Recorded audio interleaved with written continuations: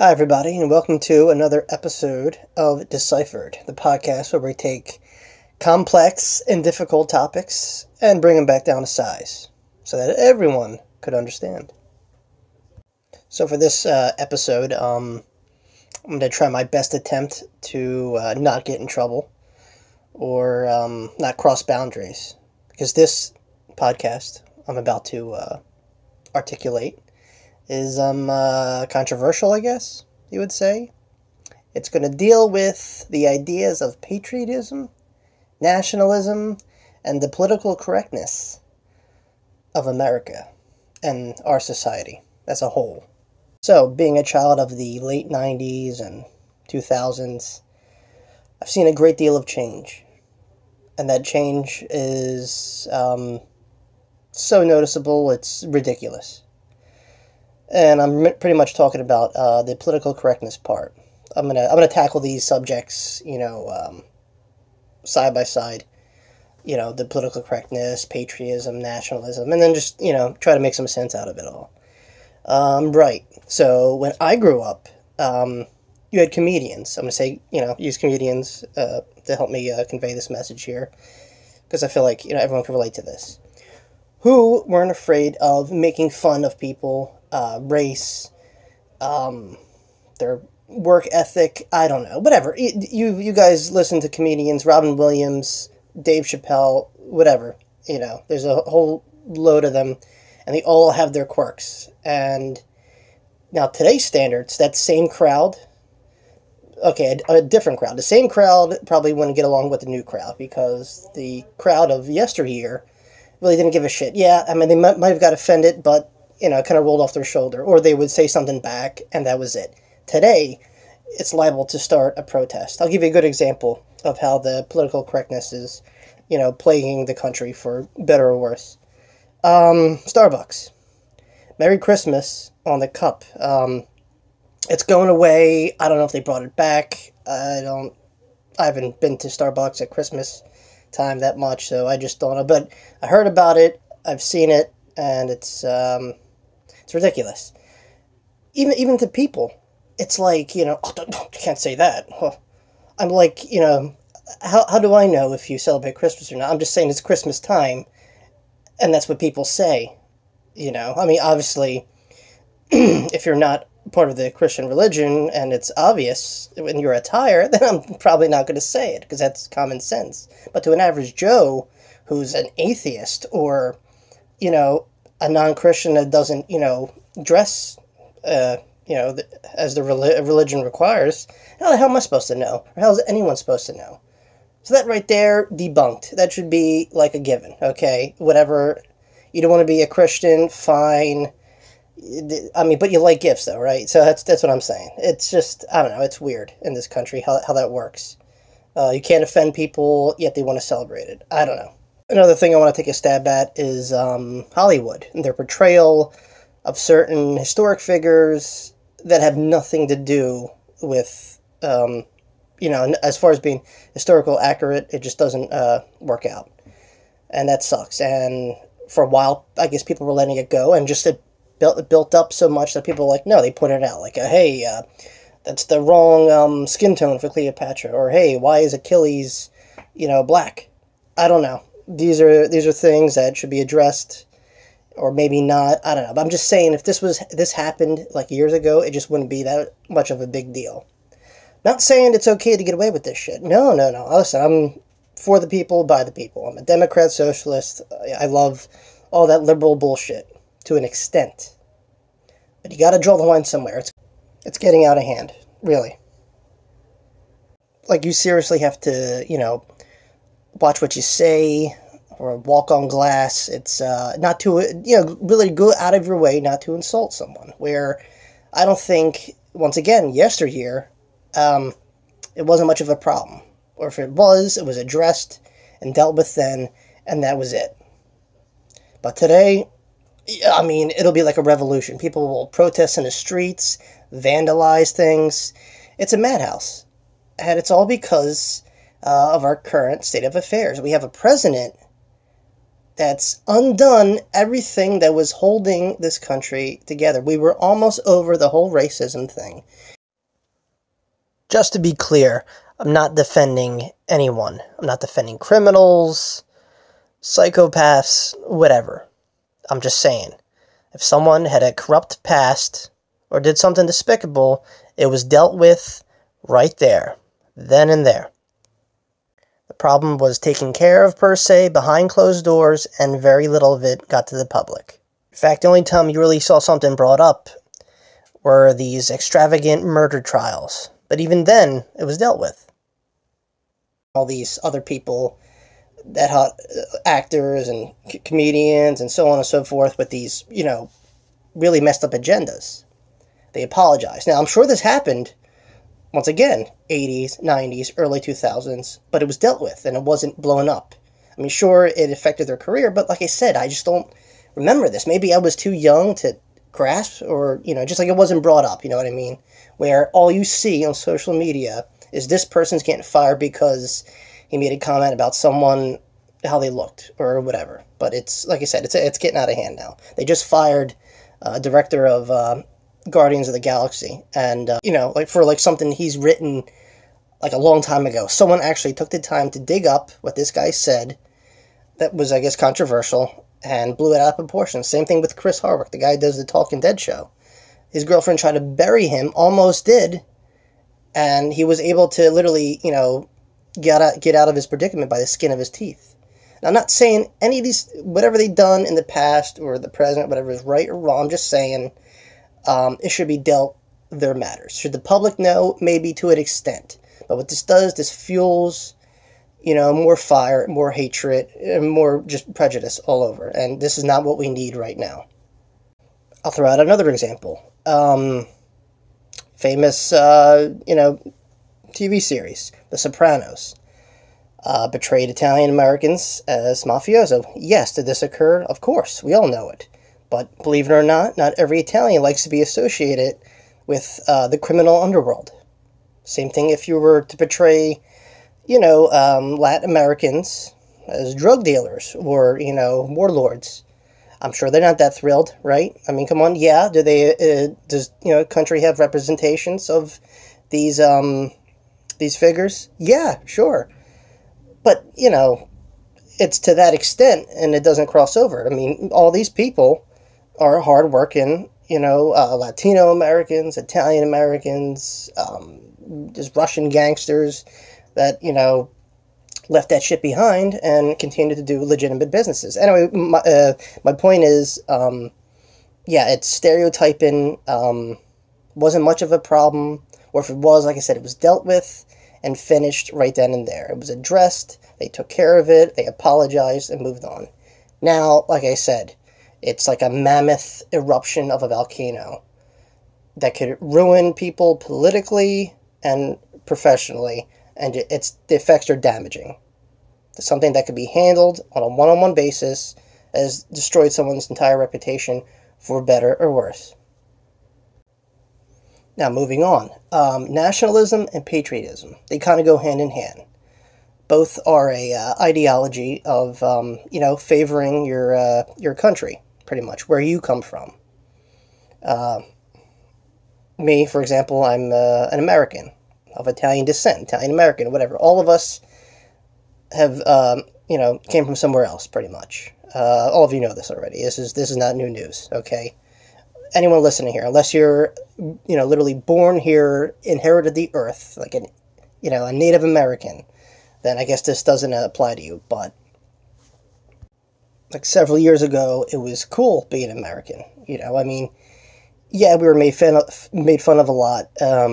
We had our own problems going on, and we just couldn't really grasp, that American dream that I guess our forefathers thought up, that our ancestors came here looking for. It's just, isn't like it used to be.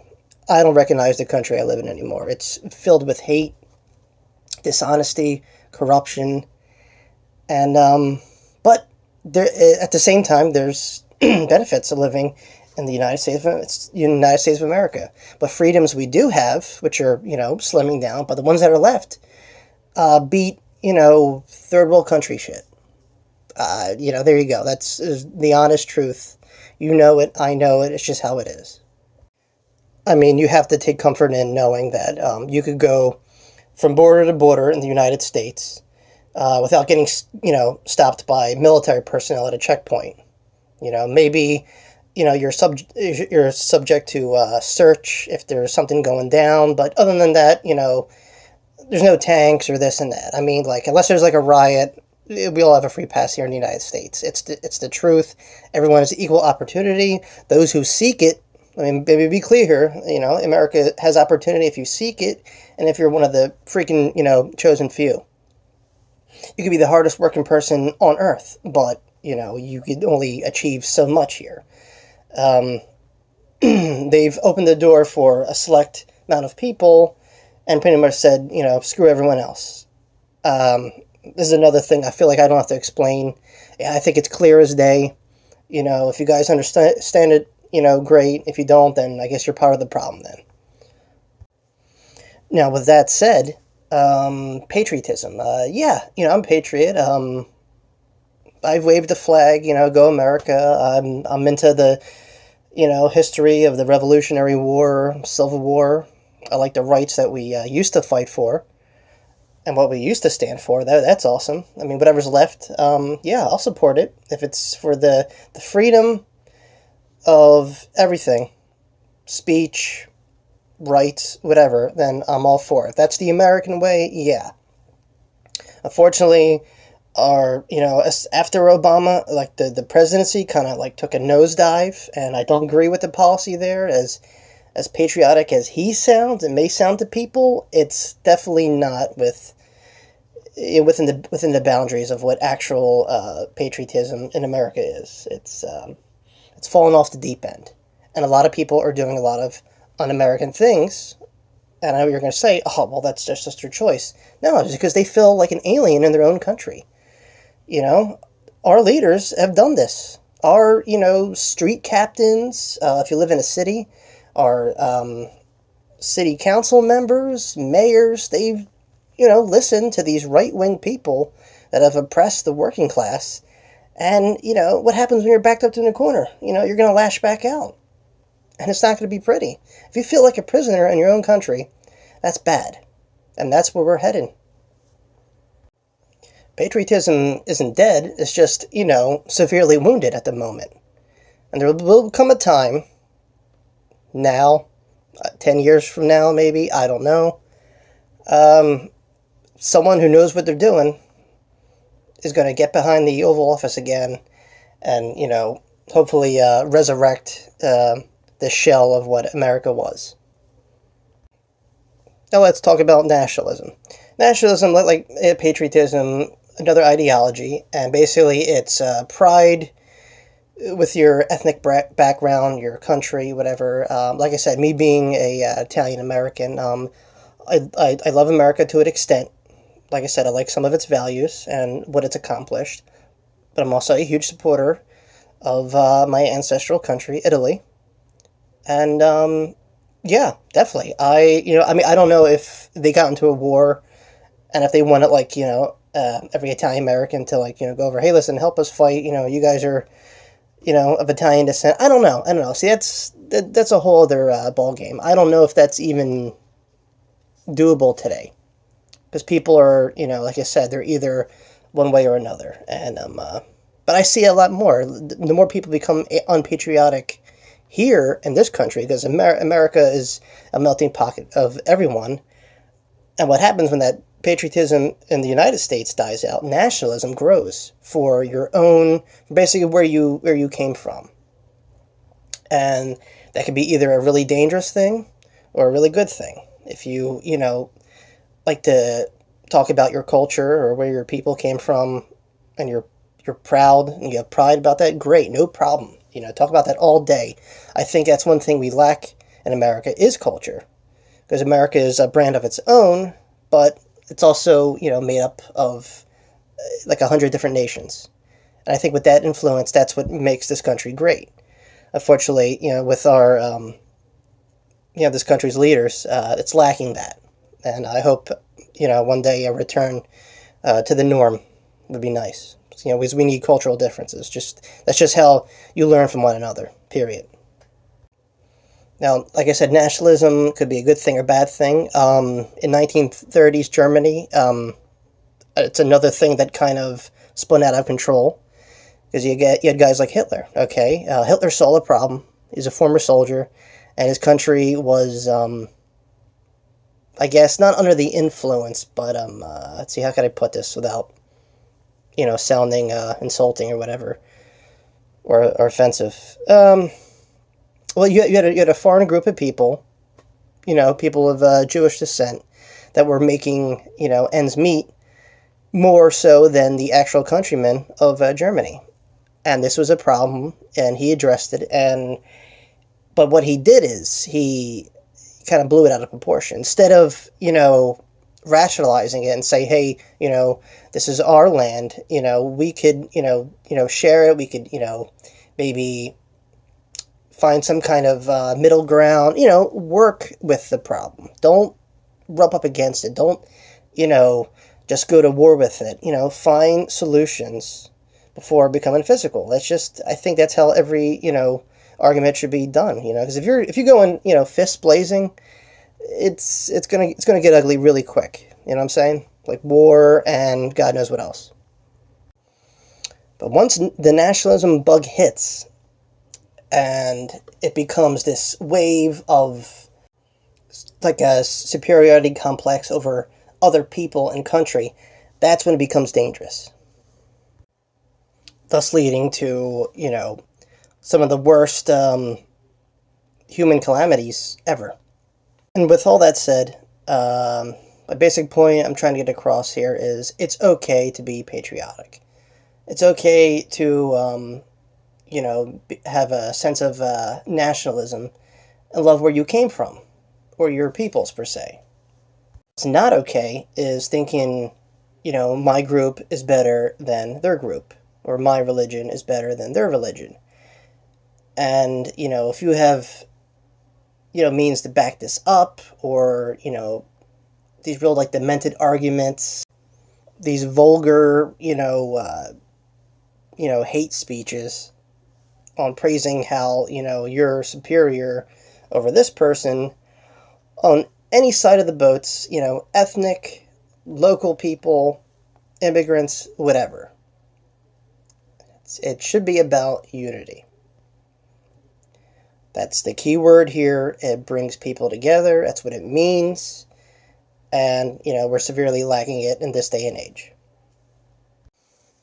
I personally don't know if I'll ever see the unity that I saw growing up, and if it'll ever be prevalent again like it was.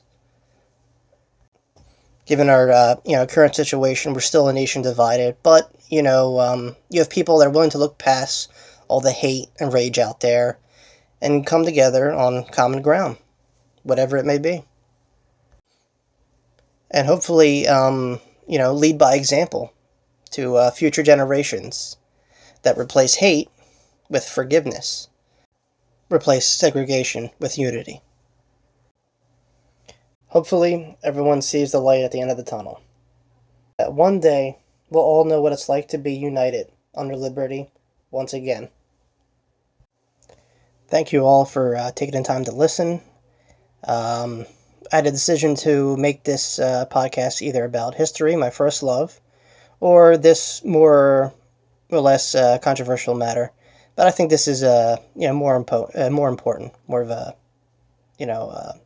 where everyone can understand. So yeah, there you have it. Let me know what you think. Comment, like, whatever your heart desires. All of you take care, and see you next time. Bye.